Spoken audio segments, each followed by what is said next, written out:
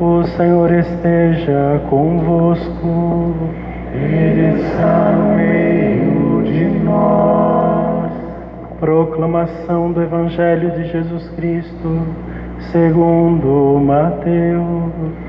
Glória a vós, Senhor.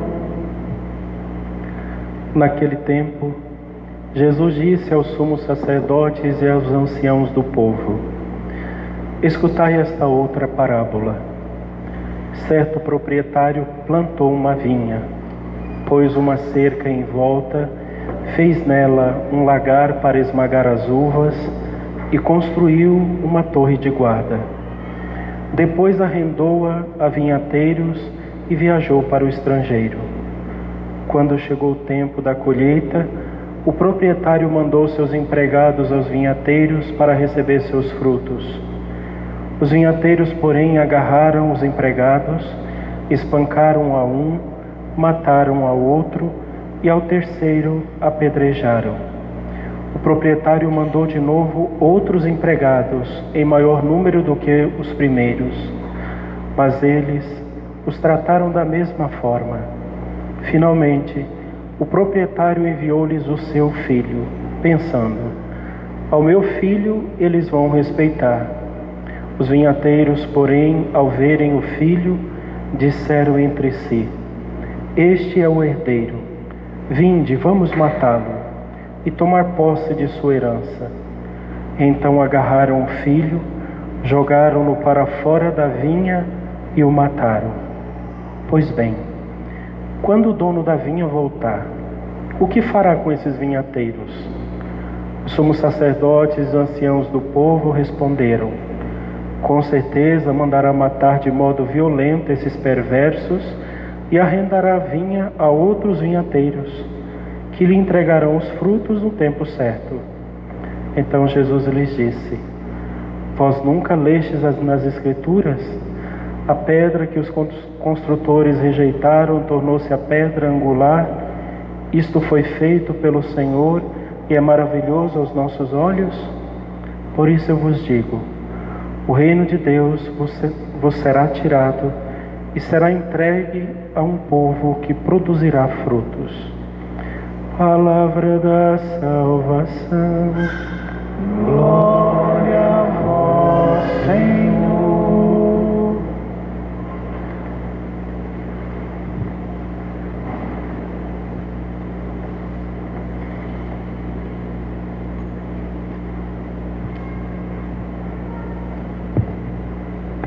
Queridos irmãos e irmãs, hoje nós celebramos o 27º domingo do tempo comum.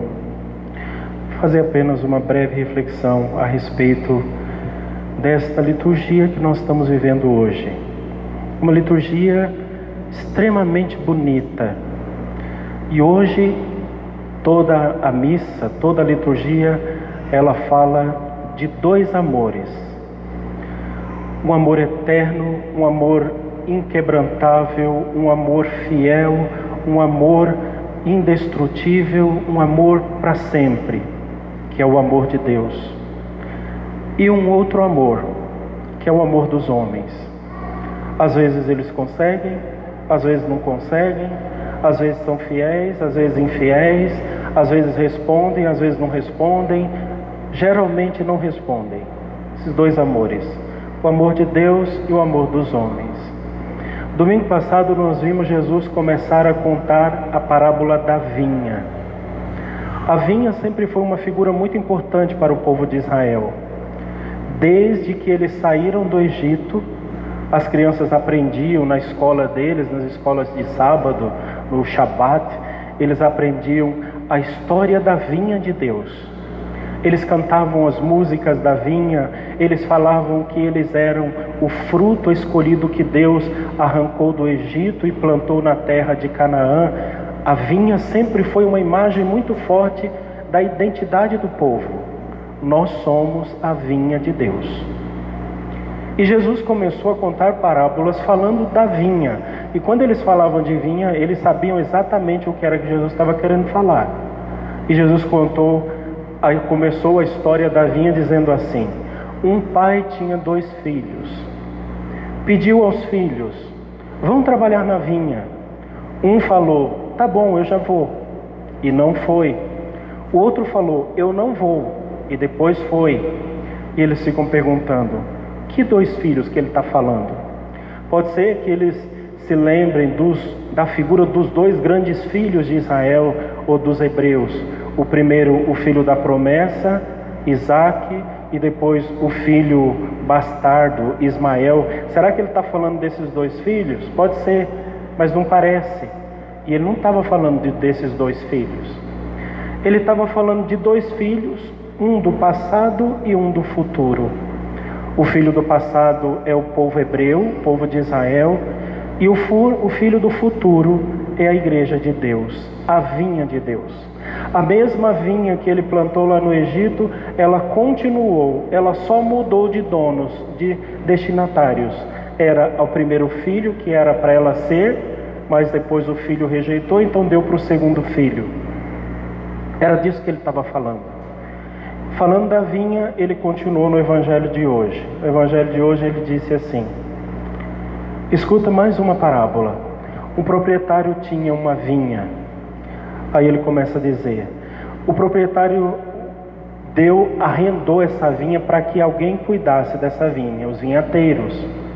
Os vinhateiros, ele mandou emissários, eles mataram a primeira leva, mandou a segunda leva, eles também mataram a segunda leva. Depois, por fim, o dono da vinha mandou seu próprio filho. Mesmo filho, eles mataram. E aqui é bem interessante, na parábola Jesus diz assim: eles agarraram o filho, jogaram para fora da vinha e mataram. Exatamente como fizeram com ele um pouco mais tarde. Amarraram Jesus dentro da cidade santa de Jerusalém, levaram ele até fora dos muros da cidade e lá mataram fora da cidade de Jerusalém.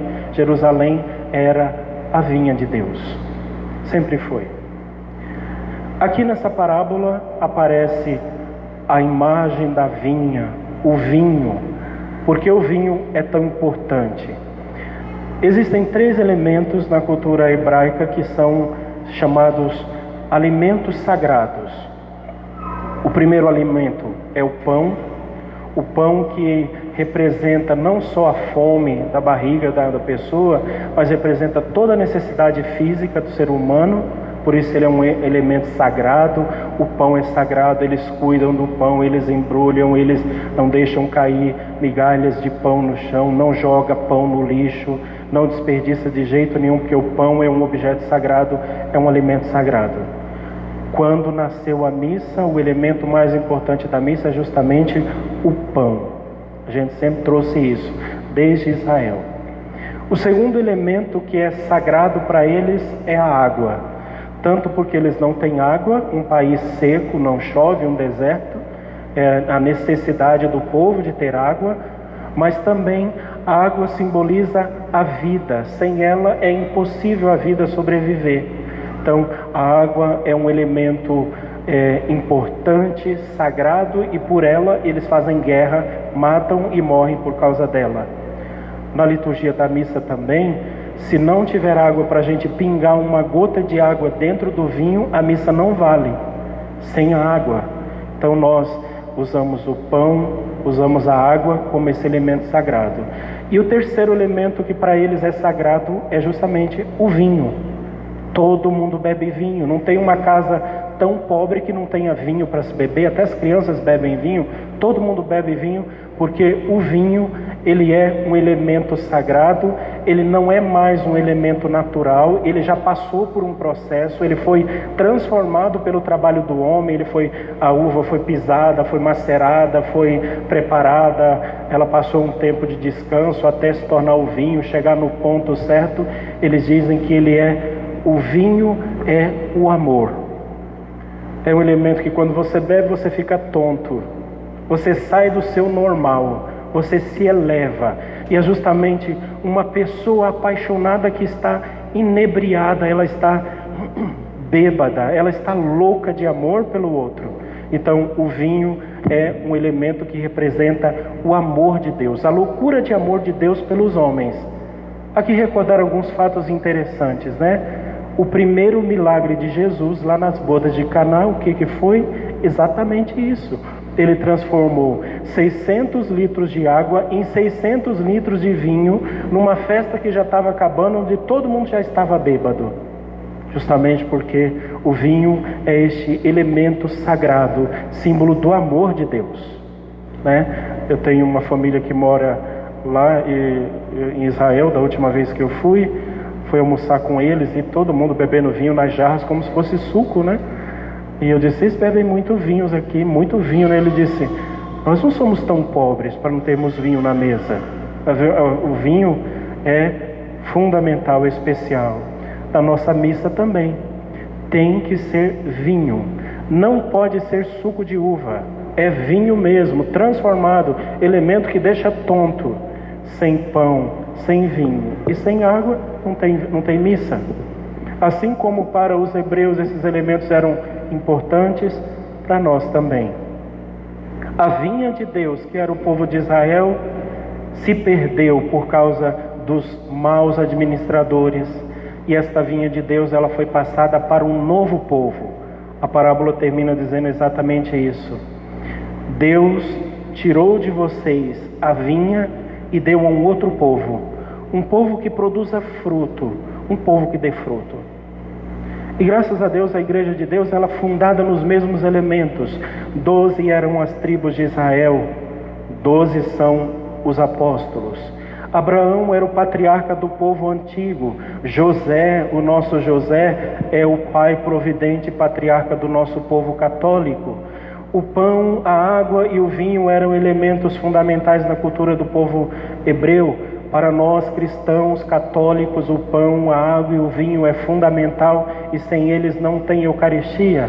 A vinha de Deus, ela dá muitos frutos. Nós somos uma vinha muito produtiva. Nós temos tantos santos. Por exemplo, hoje nós celebramos São Francisco de Assis. Que fruto maravilhoso dessa vinha de Deus foi Francisco de Assis, dia 4 de outubro. Próximo domingo vai ser agora canonizado um menino de 15 anos, Carlos Acuti, que foi um jovem que amava Jesus Eucarístico com um coração extraordinário. Vai ser agora beatificado, vai se tornar beato, santo também. E tantos outros, a gente tem inúmeros, nós temos tantos que não tem como contar. A vinha de Deus, ela continua dando frutos, graças a Deus. Porque é preciso ficar bem claro: a vinha é de Deus.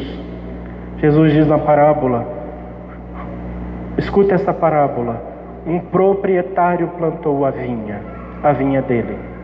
Esses administradores maus, eles queriam usurpar aquilo que não era deles. Eles queriam tomar a vinha do dono.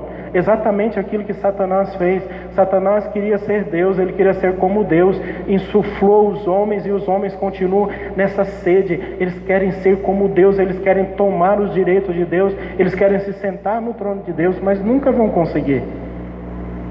Se a Igreja Católica um dia parar de produzir frutos, ela não der mais frutos, ela não for mais a vinha de Deus, não tem problema. Assim como Deus tirou de Israel e deu para nós católicos, ele tira do católico e dá para outro. Ele faz isso, porque a vinha é dele e ele dá para quem ele quiser. É ele que é o proprietário. Diante dessa liturgia de hoje, a gente precisa simplesmente fazer uma pergunta: Senhor, eu sou um bom fruto da sua vinha? Eu estou de fato ligado no Senhor? Os frutos que eu produzo, eles correspondem à planta na qual eu estou grudado, eu estou ali enxertado? Eu de fato sou uma uva boa de Deus, ou eu sou um fruto estragado, podre? Na parábola e na história, Deus é sempre aquele que ama, que ama, que ama, que ama e não desiste. Todo o trabalho de Deus, ele foi lá, arrancou o pé de uva lá do Egito, ele plantou numa encosta, ele fez um lagar, ele regou aquelas plantas, ele zelou, ele fez uma cerca, ele cuidou com amor. Depois destruíram toda a vinha, não tem problema, ele recomeçou e recomeçou e recomeçou e recomeçou e continua recomeçando. O bom de toda essa história é a gente saber que Deus é um apaixonado incurável. Ele não desiste nunca. Nunca. Quantos de nós já desistimos dos nossos amores? Olhamos para uma determinada situação e dissemos assim: não vale a pena eu ficar gastando a minha vida por isso, chega, acabou, hoje basta, não quero mais saber. Graças a Deus isso nunca vai acontecer com Deus em relação a você. Ele não vai olhar para você e dizer assim: já deu, eu já amei tudo que eu tinha que amar, eu já fiz tudo que tinha que fazer, agora eu cansei. Ele nunca vai fazer isso, porque Deus é um amante incurável, incurável. Graças a Deus.